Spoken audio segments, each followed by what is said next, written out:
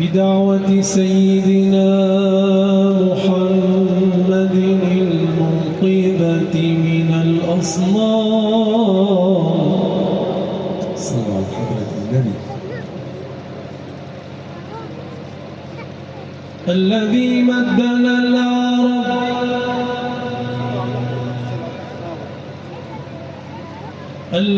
مدنا العرب بعد أن كانوا في فوضى الجاهلية، وبعد أن كانوا خاضعين للروم والأعجام،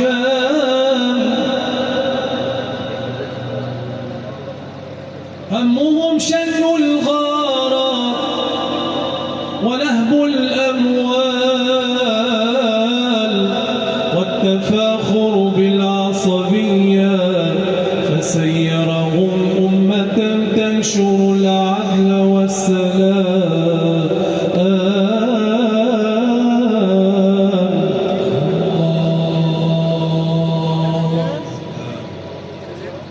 وكان صلى الله عليه وسلم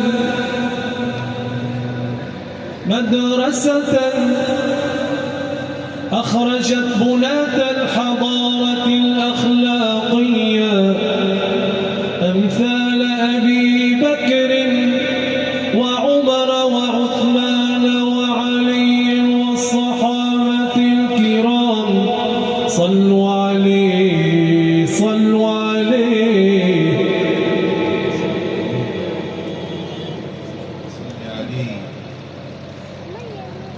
كسعد وأبي عبيدة وخالد قائد الدولة الكسروية، وحمزة والعباس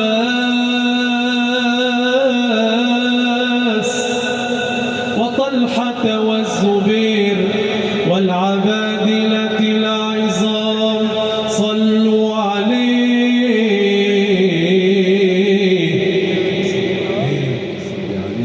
فصلاة الله على ناشر الهداية الربانية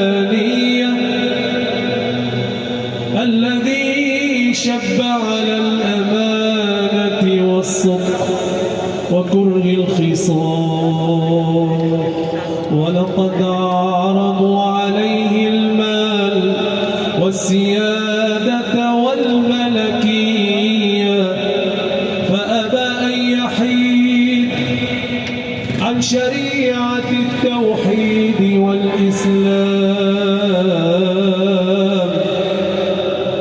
ولم ييأس على الرغم من